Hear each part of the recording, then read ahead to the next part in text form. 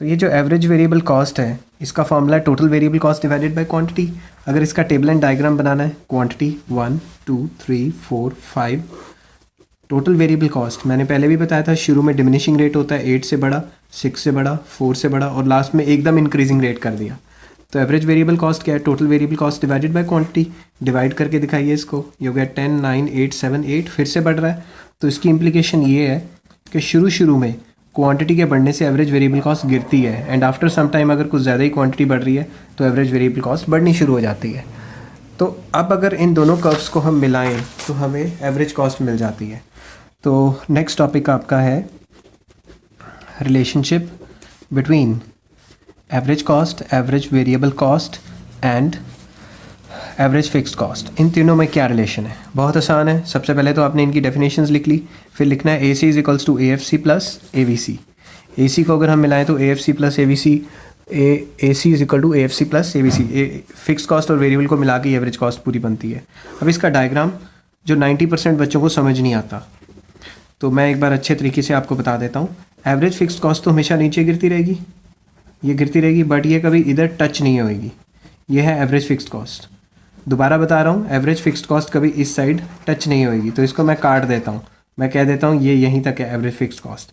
या फिर एक काम करता हूँ कि आपके लिए ये दोबारा बना देता हूँ।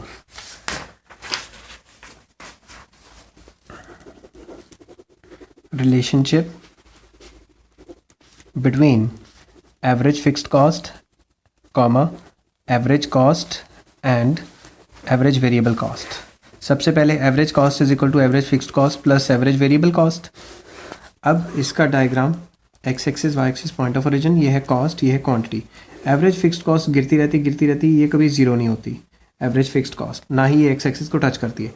एवरेज वेरिएबल कॉस्ट गिर के फिर बढ़नी शुरू हो जाती है, जैसे हमने पिछले डायग्राम में किया था। अब अगर हम देखें ध्यान से तो एवरेज कॉस्ट इन दोनों का सम है, तो शुरू में एवरेज कॉस्ट भी गिरेगी, बट एवरेज कॉस्ट एक हद तक गिरेगी, उसके बाद एवरेज कॉस्ट बढ़नी शुरू हो जाएगी। बस आपने एक बात ध्यान रखनी है कि एवरेज वेरिएबल कॉस्ट का जो लोएस्ट पॉइंट है, it is to the left of the lowest point of AVC. एकदम जैसे ये बढ़नी स्टार्ट होएगी तो ये बढ़नी नहीं स्टार्ट होएगी, क्योंकि इसको नीचे भी तो खींच रही है फोर्सेस। तो एवरेज कॉस्ट का जो लोएस्ट पॉइंट है ये एवरेज वेरिएबल के राइट साइड पे होता है। सिंपल सा लॉजिक है, तो मैं लिख देता हूँ lowest of A C curve lies to the right of the lowest of ABC। ठीक है कि एवरेज कॉस्ट का lowest point average variable cost के राइट साइड पे आएगा। सिंपल सा लॉजिक है ये। इसके बाद आ जाता है मार्जिनल कॉस्ट। अब ये मार्जिनल कॉस्ट क्या होता है तो बहुत सिंपल, बट बच्चे फिर भी कंफ्यूज हो जाते हैं। सी मार्जिनल कॉस्ट। मार्जिनल कॉस्ट को हम कहते हैं MC। मार्जिनल कॉस्ट क्या होता है? It is change in total cost as a result of change in quantity. Quantity के चेंज करने से कॉस्ट में जो भी चेंज आया टोटल कॉस्ट में, उसे मार्जिनल कॉस्ट कहते हैं। तो मार्जिनल कॉस्ट क्या है? Change in total cost as a result of change in quantity. कई बुक्स में ऐसे लिखा हुआ है कि marginal cost is equal to total cost in time period n minus total cost in time period n-1। Both formulas are correct, इसमें कोई गलती नहीं है। अब अगर इसको टेबल एंड डायग्राम में बनाना हो, क्वांटिटी है मान लो 1 2 3 4 5, तो टोटल कॉस्ट कितना हो गया? 10 18 24 28 34। शुरू में हमने डिमिनिशिंग रेट लेना है, बाद में इंक्रीजिंग रेट। अब मार्जिनल कॉस्ट फर्स्ट का हम कभी नहीं लेते, क्योंकि जब क्वांटिटी ज़ीरो है तो कॉस्ट ज़ीरो नहीं है, कॉस्ट में भी समथिंग समथिंग, क्योंकि फिक्स्ड कॉस्ट तो होती है।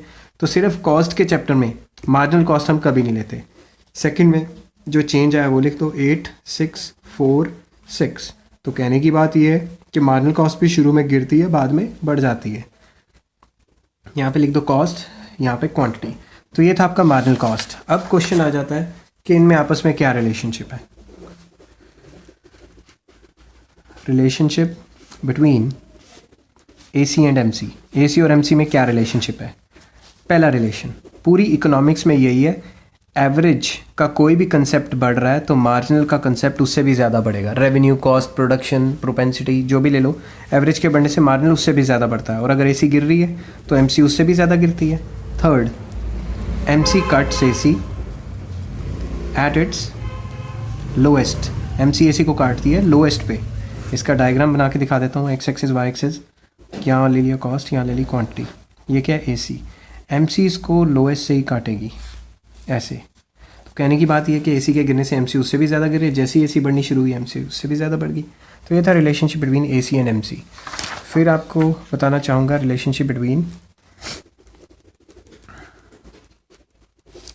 Between AC, AVC and MC. AC, AVC और एमसी में क्या रिलेशनशिप है? सिंपल है बहुत ज़्यादा। यहाँ लिखना है कॉस्ट, यहाँ लिखना है क्वांटिटी। पूरी माइक्रो इकोनॉमिक्स में एक्स एक्सिस पे क्वांटिटी और वाई एक्सिस पे जो भी चैप्टर का नाम है वो लिख दो तो गलत नहीं होगा। Suppose this is average variable cost. अभी पीछे बताया था एवरेज कॉस्ट का लोएस्ट पॉइंट थोड़ी राइट साइड पे आएगा। तो मार्जिनल कॉस्ट क्या करता है? मार्जिनल कॉस्ट इन दोनों के लोएस्ट को काट के निकलता है। क्लियर? तो सिंपल वर्ड्स में देखें तो एमसी, एसी और एवीसी के लोएस्ट पॉइंट को काट के निकलता है। +2 लेवल पे इतना आपके लिए जानना बहुत है। अब इसके बाद इसके कुछ न्यूमेरिकल्स आ जाते हैं। आपको न्यूमेरिकल्स मोटे मोटे 2 टाइप के न्यूमेरिकल्स आते हैं। अगर ये 2 टाइप के न्यूमेरिकल्स आप कर लो तो आपको सही रहेगा। जैसे फर्स्ट है क्वांटिटी 0, 1, 2, 3, 4, 5। आपको दिया हुआ है टोटल कॉस्ट 10, 18, 24, 28, 30, 34। सपोज़ ये दिया हुआ है, आपको क्या है बाकी सब निकालो। बाकी सब में क्या आ जाता है?